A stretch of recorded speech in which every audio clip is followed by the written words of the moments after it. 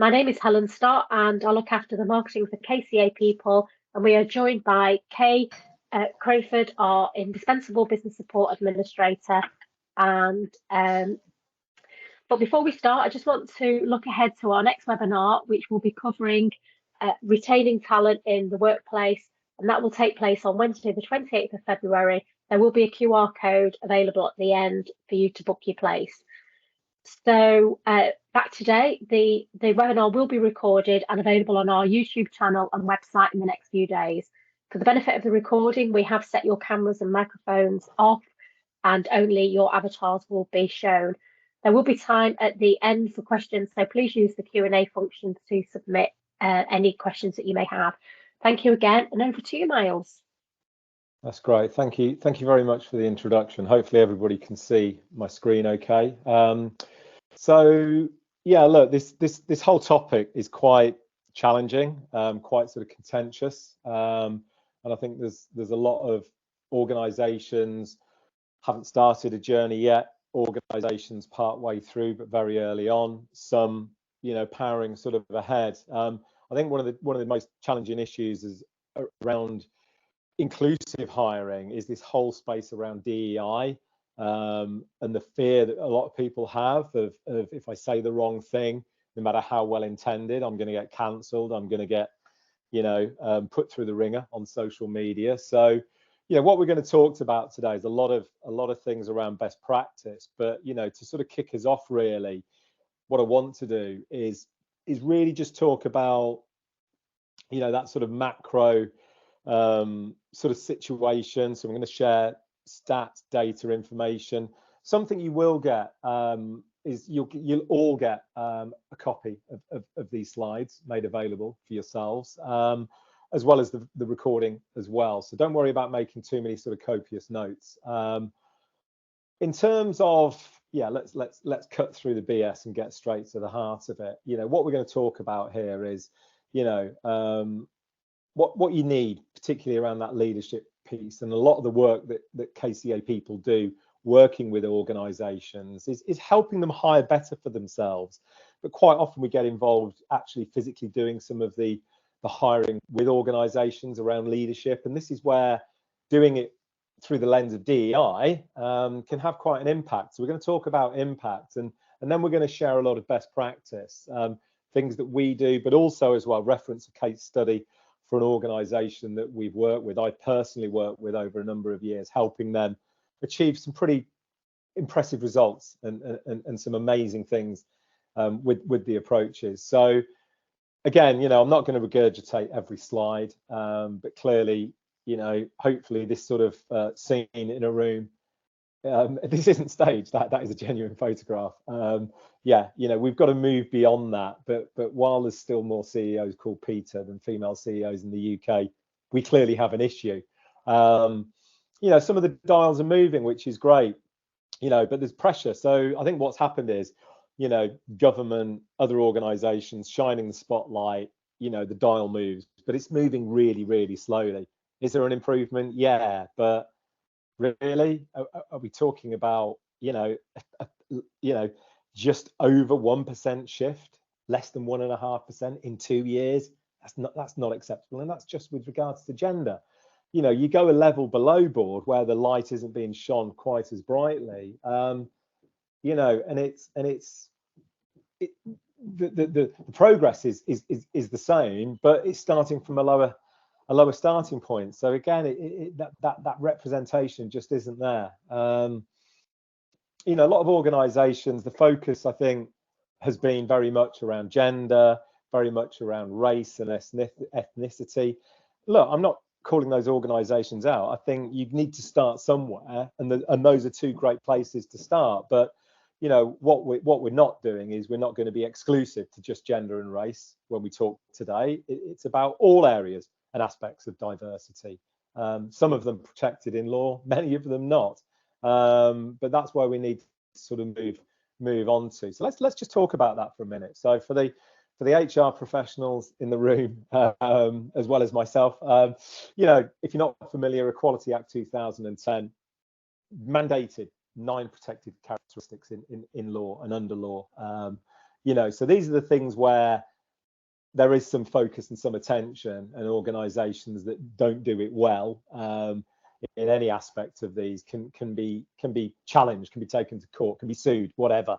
You know, if people and individuals feels that whatever's going on, they are being discriminated against wittingly or unwittingly, and that's quite often the challenge, the latter one.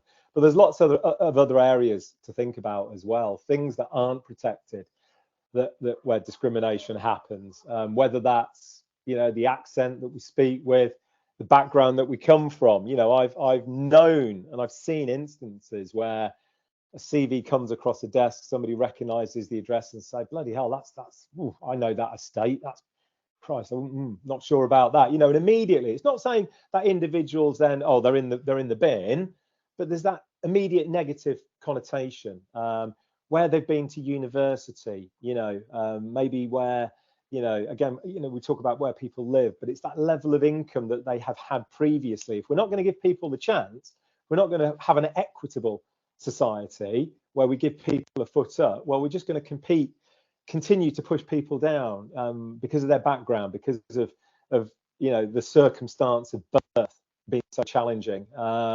You know, BMI, body mass index, you know, or you can call it whatever you want, fat bias, thin bias, it exists.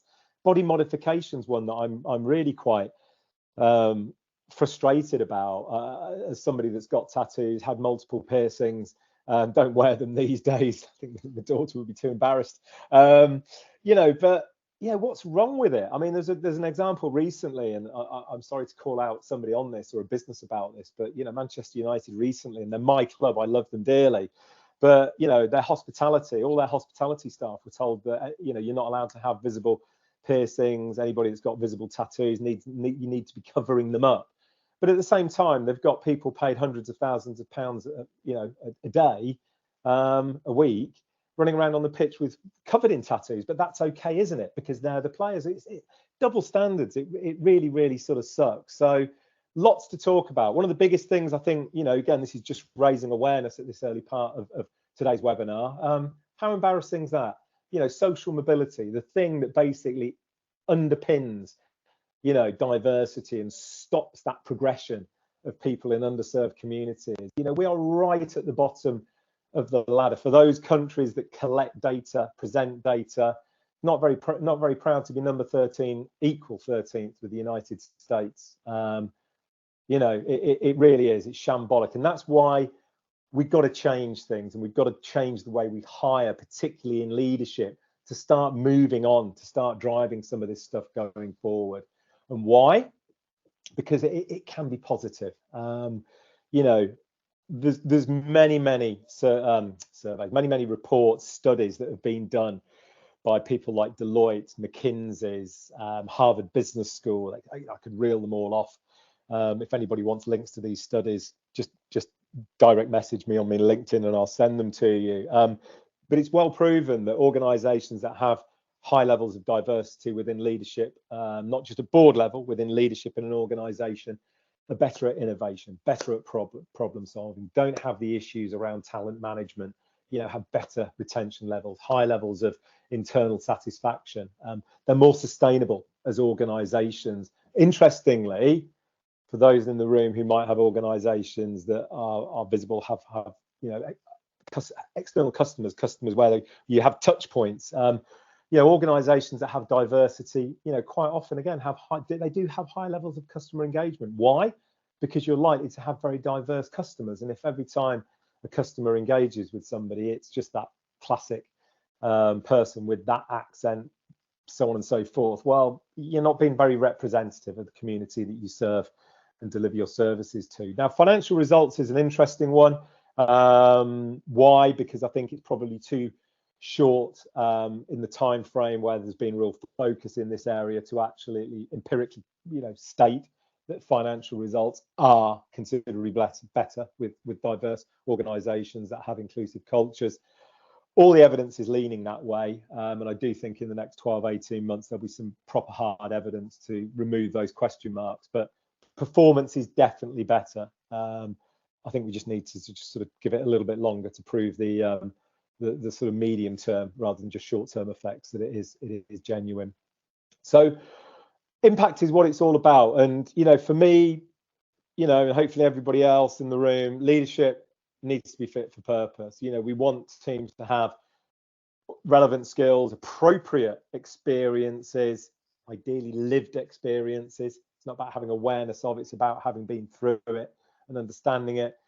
Mix of personalities, you know, broad representation. All of these things give, you know, perspectives from different angles, thought processes that are going to be different. You know, I've got some, you know, really interesting people that I know, and when we're in a room or we're having dinner together, we have debates, we have challenges, and I love it when you get people from different backgrounds coming together, because you have real different opinions, and people will sometimes say, well, actually, this is what I think, but why? And this is my understanding of this, which is quite often different from somebody else's understanding. So again, if you've got that blend within leadership within an organization, you'll get a better conclusion out the back end of whatever it is you're trying to get that team the problem to solve. If you just got a room, look, let me call myself out. If you've got a room full of white, middle-aged, sort of middle-class men, everything will be done through their lens. Now, don't get me wrong, people can have a lot of diversity that isn't obvious, but, you know, I'm just using that as an example. So, you know, again, I'm not going to regurgitate this stuff, but, you know, without the right skills, obviously, teams aren't going to perform. You know, without people having that lived experience, you won't get the impact that we really need to have. The personalities, I've talked about that blend, so I'm not going to dwell on that. And the representation piece, as I said, you know, the evidence is clear. Organizations will perform better. You know, and if you've got diversity at other levels in an organization, if all you've got is, you know, white male dominated leadership, well, you know, those people aren't going to hang around long that sit below there. It doesn't feel like it's the sort of place that I even want to go and work. So this is where, again, the performance around talent management is better for organizations where they have genuine broad diversity within leadership. People will be more attractive. They'll hang around, they'll stay. They think they've got a career rather than it just being a job. And the career has to be a move externally. So let's talk about some best practice now. You know, I talked about the work we've done with, you know, within KCA people with our clients, but one of the organizations, you know, I've personally spent a lot of time working with and around over a couple of years is an organization called Level Equals that really goes to quite an extreme in terms of DEI-led hiring and talent attraction. So we're going to go through a number of aspects here about how they do it, why they do it, and what happens. Look at it through the journey, right from attraction through to sort of aftercare. You know, but the reality is, I think, you know, please just use this moment to reflect. Do we really carry on asking people to send in, you know, whether they're real, whether they're virtual or hard copy CVs, letters of application, interviewing being done one-to-one? You know, this is all about bias, not about overt bias, not about conscious bias, hopefully, but more about unconscious bias that exists within all of us. And anybody that says that they aren't biased is not necessarily being maybe honest with themselves, if I'm being honest. You know, because the reality is, even if you have a consciousness and you're constantly thinking about, yeah, how I should position things, terms I shouldn't use, the reality is bias is there, and it's so hard baked into us from such an early age because of our backgrounds, our upbringings, and everything else. It's there, and this isn't about, you know, white people, black people, men, women. You know, there's bias exists within, you know, Southeast Asian communities. There's bias that exists within Jewish communities. We just naturally are drawn to people similar to ourselves. It's human nature, so we've got to move beyond that. So part of the work, you know, that's really good to think about is, you know, when we want to attract people, you know, what do we need to do? We need to think about ourselves and the process we're going to go through to attract people. So making sure that we've got our language right. And again, we'll talk in a moment about technology that can help you in this, but getting the right language that's either going to attract people in or not disaffect certain types of people. Making sure that, you know, the candidate packs, the information you prepare, that people who are going to be interested in joining an employer that information reflects the organization fairly. Again, the language is right, the imagery is right. This isn't about tokenism. It's not about, oh, let's have a blackface on that front sheet because that would be good, wouldn't it? You know, you can see that stuff a mile off, but it's about the language you use, the things that you do as an organization, you know, your employee value proposition. Is it inclusive? And if you don't even know what that means, just Google or maybe go to ChatGPT, others are available, and put in, give me examples of an inclusive EVP, and it will spit out all these different things you can be doing. You know, think about that, be reflective, getting the right tone of voice. But one of the key things about attraction is targeted outreach. You know, you can do all of that other stuff, but if all you're going to do is put that copy in the same old place where the same old people hang out, guess what? You're only going to get the same old people, aren't you? So what we've got to do is start thinking about, where do we go into other communities? And this is where partnerships and alliances can be struck up, where you can, you know, basically look at social media, you know, to go and find communities, find groups. You know, something that organization I spoke about earlier, Level Equals, is they spent a lot of time and energy and effort, and still do, in developing where they have high levels of people from underrepresented communities. So those people get engaged directly, get pulled into the process sometimes, a bit kicking and screaming, because all they've ever done is constantly be rejected. You know, so, you know, we've talked about application packs. That's an example of one that Level Equals done for Surrey FA and recruiting their board recently. But, you know, just making sure that it's something that's going to appeal to the audience, include information detail that's going to, you know, it's not about just attracting people in and selling them. You do need to sell yourselves as employers these days, of course you do, but it's about making sure we want the right people. Don't attract the wrong people. So it's not about attracting everybody, but who do we want to attract, and how do we position ourselves to attract those right people in? Got to do a lot of groundwork, legwork on this to get it right. You know, we talked about gender, gender decoding on language. Again, some stuff there on the right-hand side for you guys, some free stuff. Some of it's not free, it's paid for. Others are available.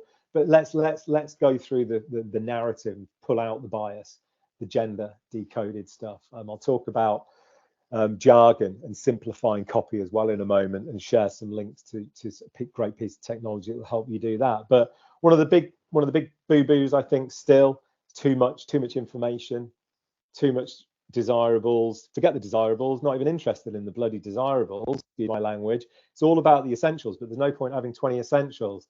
Let's stick to the real key critical stuff. Why? Because you'll probably get more men than women if you put too much information, too many essentials, too many desirables.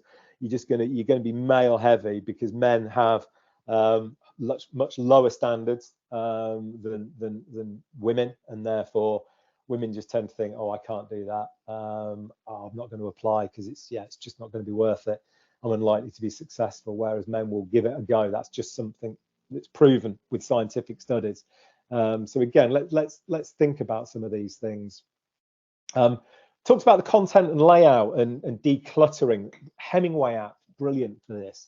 So let's simplify, let's make it easy to read and to look at. Let's not make it overly technical. Why use 4 words where you can use 1 word? Why use a long convoluted word that hasn't been used since the early 1900s? Let's just use language that's going to be right and fit for purpose for today. It's really, really critical. You know, and as I talked about the must-haves, let's make sure we only include those sort of deal breakers. I had to call out a friend of mine the other day when I saw him place an ad on LinkedIn, and first thing it talked about was graduates, and I rang him up and said, the role you don't need to be a graduate to do that, do you? And he was like, well, no, but that's what I want. Well, why do you want that? Oh, well, you know, he still went through a process of justifying, and I'm like, I'm not having it. I genuinely don't believe all you're doing is you're limiting. You're basically saying anybody that doesn't have that, forget it. But actually, there's going to be some amazing people that literally don't click through and don't apply, because you've now told them that to you is the most important thing. But it's not even relevant for the role. And he did in the end back down and admit, and then took it out, and the application levels went right up, and there was some amazing talent coming through. Don't know where he's up to with the job of hiring that individual for himself, but Yeah, just simple things like that. You know, just think about what we're doing and why. Does it need a degree? Maybe it does, and if it does, great. But the other thing about it as well is, okay, if a degree is justified, but don't start favouring people from one university to another, and that's why you need to use redaction technology. So it doesn't show you the university that they got the degree from. But why? Look, I don't have a degree. I've got lots of friends that have got degrees from Cambridge and Oxford. Obviously, I hang out with some very intelligent people, or maybe just very privileged people, probably more is the case. But, you know, they always bang on about all that, you know, Cambridge, Oxford, and they're very proud of it. And that's cool, by the way. I think they've worked really hard to achieve what they've achieved. But there's almost that element of slight detriment to those that haven't got the degree from where they've got it. And that's a classic case of bias. They're not bad people, they're lovely people, but there's just that little bit. Croydon, not really sure if that degree's as valid as my degree, as good as my degree. And that's where we have problems, and that's where redaction technology comes in as well. So I think, you know, for me, it's, sorry, my screen's just stuck a little bit there for some reason. Let me see if I can move things along. Okay, right, sorry about that, we're back on. So broad and targeted outreach, yeah. Look, Indeed are great. LinkedIn's good. Monster, all these big generic job boards are fine. But as I said, let's go to where we can find people who are disabled. There are job boards for people with disabilities. There are job boards for people with neurodiversity. There are job boards for people over the age of 55. There are job boards for people who want hybrid, flexible, temporary, whatever it is. So let's start using those things as well. Costs you a little bit of money, but if you're going to be serious about getting diversity, particularly within leadership, go to those places, find those people, get them involved. Talked about Level Equals earlier as some examples. They've got active now alliances with these organizations. So when they get a role, it goes out to all of those communities. Why? Because they're representing underserved people that don't even necessarily hang out on job boards on a regular basis. And that's the other thing, isn't it? If all you're doing is job boards, then it's active candidates. The best people quite often are the passive ones. How do we get to them? Through the different ways of outreach, and that's something organizations need to do more. Accessibility is important, of course it is. So, you know, do we need to think about how are deaf people going to engage? Do we need to think about how are visually impaired people going to engage? How are people who don't like technology going to be disaffected if all we do is offer a tech route? So let's offer non-tech alternatives. Recite Me is a great tool. I love it. It will allow all the usual things, change your text size, change your text color, but it also turns text into audio. So again, if somebody doesn't want it, isn't that great at reading, or maybe they struggle to read because it's maybe not in their first choice language, you can change it to audio. And the great thing is with technology, again, you can flick, if you've got the capability in the tech to do it, and it's all there, it's all available, but you can change language. You can change English into French, or English into Urdu, or Spanish into Chinese, or whatever it is you want. You know, you can do then, if you've got it in a different language, you can then change that audio into a different language as well. So, you know, it's powerful stuff. It's hard, it's difficult. Well, only if you don't know what you're doing, but all this stuff's available in the public domain. But you need to understand what we need to change and why to hire better for ourselves. And that's what today is all about. But getting the data, we talk about DEI data there, and we'll come on to that in a moment as well. But yeah, getting the data is going to be really, really critical as well, because we need to know that what we're doing is working. And we need to know, more importantly, if it's not working, and if there is underrepresentation, if there's a lack of diversity in our talent funnel, because then we need to do other things, different things, more things to get more diversity in. So the data is going to be sort of critical. Okay, sorry, typing error there. It says access, it should say assess. So assessment, let's just talk really quickly about this. So I'm a passionate believer that at some point in the future, CVs will no longer exist, because everything will be based on skills, competencies, and people being asked to demonstrate capability rather than, oh, look, you've done a similar role for the last 8 years. That gets you through that part of the process. You know, so again, a process that I've seen this organization we talked about earlier use is they've removed the CV right until the very, very back end of the process. We'll talk about that in a moment. and they have anonymity for the people doing the job of hiring and recruiting, as well as anonymity through the process for all other stakeholders as well. They use pre-qualification questions where there is a simple, look, if you don't have this, you can't apply, because that is critical to the role. And again, it starts filtering people out.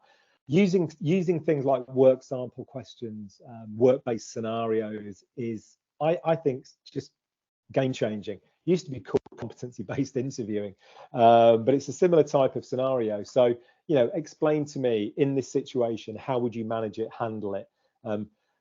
Please talk about why you've come to that conclusion and what your thought processes were of why you've answered the question in that way, whatever it might be.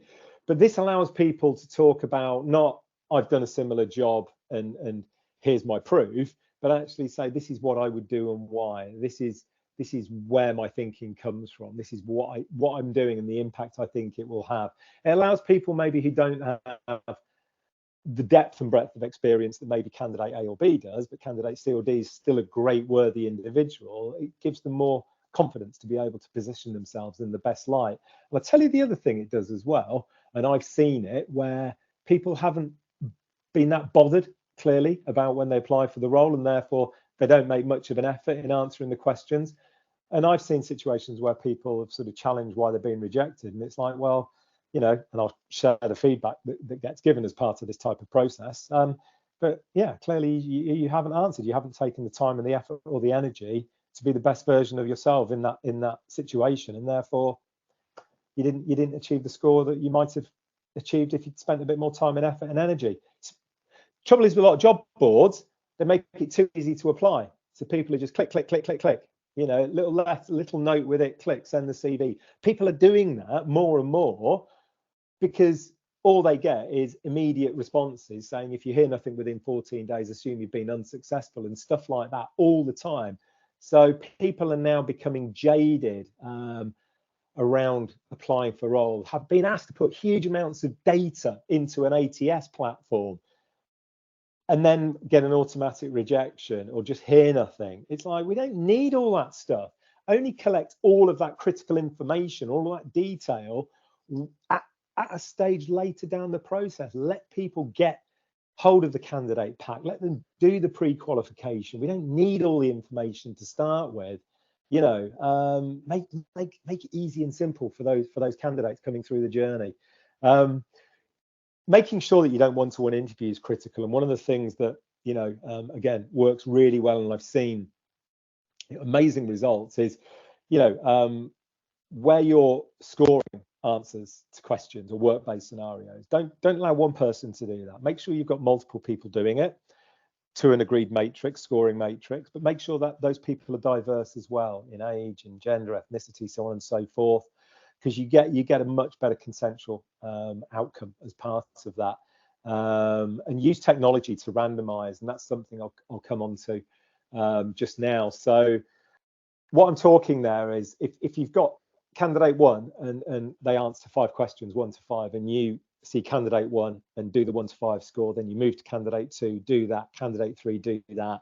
There's real bias inherent in that process. You tend to start benchmarking like for like, and it's well proven that candidates coming in at the beginning and at the end will always likely, as a percentage, have more chance of getting to next stage than the ones that get lost in the middle. So using pieces of technology that randomize those answers, I think is really important. And seeing all the random answers for question 1 and then moving on to a different randomization of all the answers for question 2, where everything's just sort of jumbled in a way that you can't link answers together. Again, it's just about removing bias. And again, using more than one person, more than 2 people, more than 3 people. It's about wisdom of the crowd, isn't it? That's what this is all about. So, but profiling, verification, testing, all those things are valid. But again, make sure that we're anonymizing throughout the process. And again, I've just put some links in there because I think there's some great free stuff.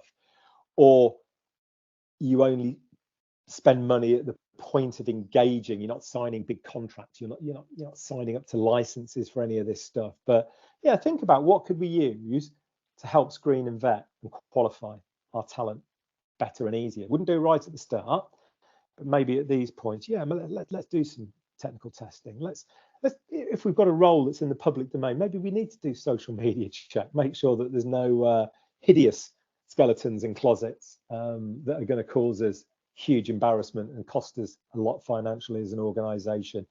Everybody lies on their CV. People create, and there's organizations that will churn out degrees, papers, documents, all sorts of stuff. So doing that qualification verification is really important as well, as is references, making sure that you're filling in gaps where people have been on vacation. Was it vacation at His Majesty's pleasure? You just need to be doing this stuff and understanding what it is you've got coming through as an organization. But again, all done using anonymity, not linking it directly to applicants as part of a recruiting process, more to do with that vetting and screening. But having a great platform to help you hire more inclusively is a necessity for me. You can't do this on spreadsheets. 3 examples there of organizations that can help and support. Others are available, but why I like those is there's good user experience and user interface. They allow you anonymization. Some, like Hireful, are really good because they allow you to do full or partial and bring it in at different stages. So there's great tech to support you. And there's an example, by the way, on the left-hand side of candidate ranking and scoring and that wisdom of the crowd thing we spoke about earlier.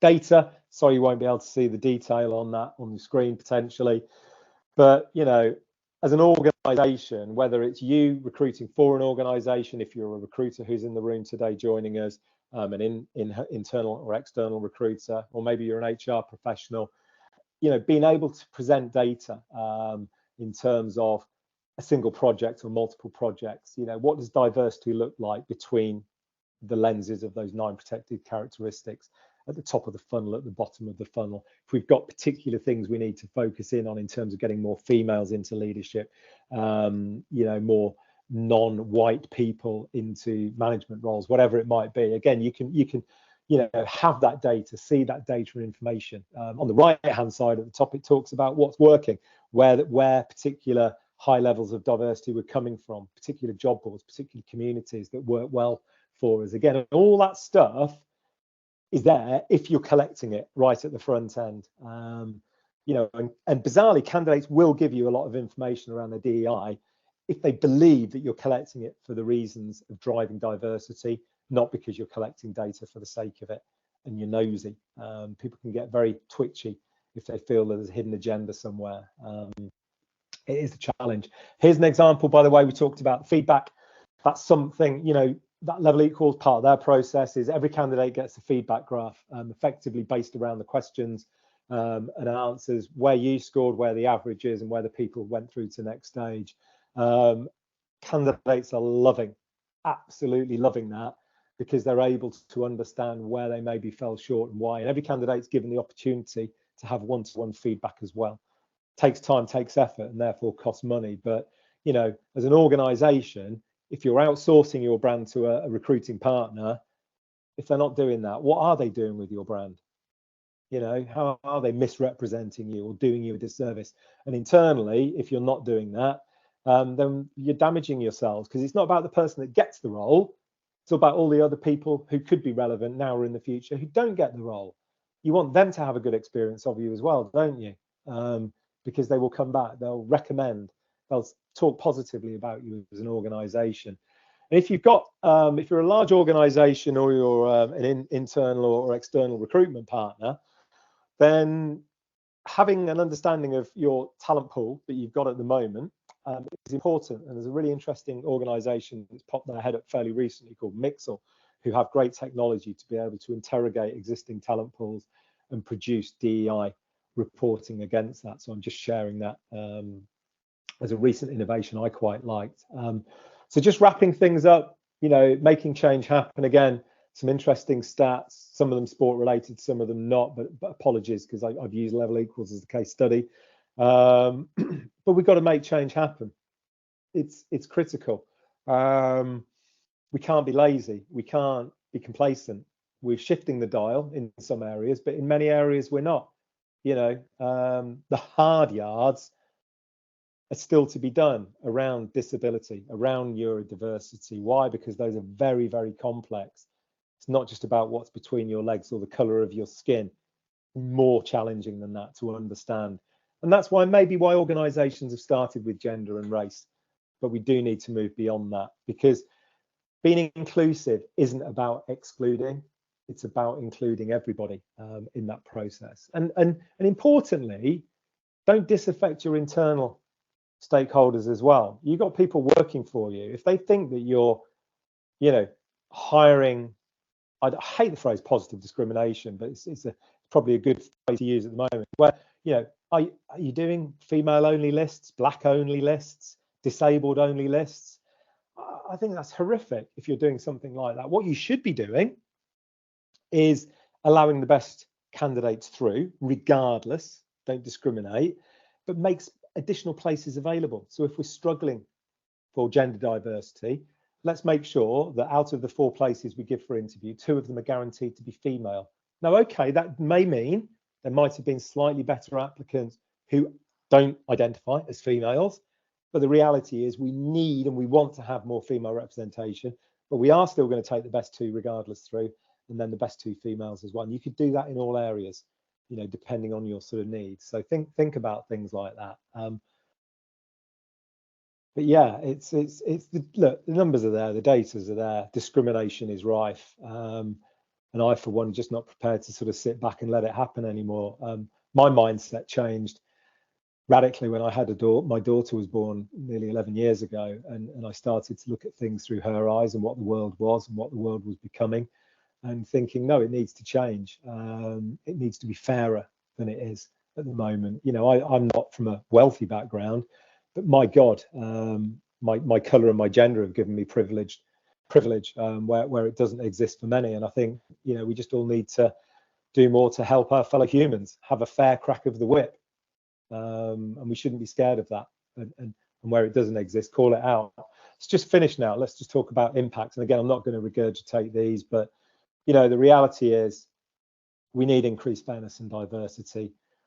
We need to get improvement in recruitment. As an organization, if you're not moving the dial in these areas, do you really think millennials, Gen Z and the Gen A's that are going to be coming through in the next few years are going to be that bothered about working with you, engaging with you? Absolutely not. It's a different animal coming through now. And you've got to have a social conscience. You've got to be doing things as organizations. You've got to be offering, inclusive employee value propositions that people feel, are really attractive, and will draw them into an organization.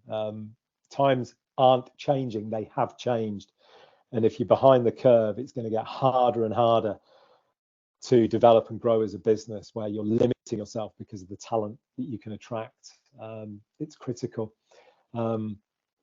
Giving that great candidate experience, I've talked about that. It's only going to enhance your reputation as an organization. Bizarrely, do it well, do it right, it will reduce costs in the longer term. Even if you're using external recruitment partners, it doesn't matter. You will reduce costs. You will get better candidates coming through, better quality employees, more engaged, stickier, last longer, promoting from within, so on and so forth. All the benefits are there to be had. An employer brand we've talked about as well. It's there. So some final numbers just to wrap up, and that's evidenced by the work that we've seen with businesses. These are some stats again from Level Equals as a case study, but they've managed to shift the dial by doing a lot of the things and doing all of the things that I've just talked previously about. So you don't have to do them all. You don't have to jump in with 2 feet. Maybe take some early steps. Maybe do that front end piece. Maybe you get some technology in to help some of this process. And again, KCA, part of what we do, we can come and help you. So if you're sat there as an HR manager, HR director, whatever it is, hiring manager, business owner, you think, yeah, do you know what? Some of this stuff's resonated with me today. Pick up the phone, talk to us. We can help you do this stuff.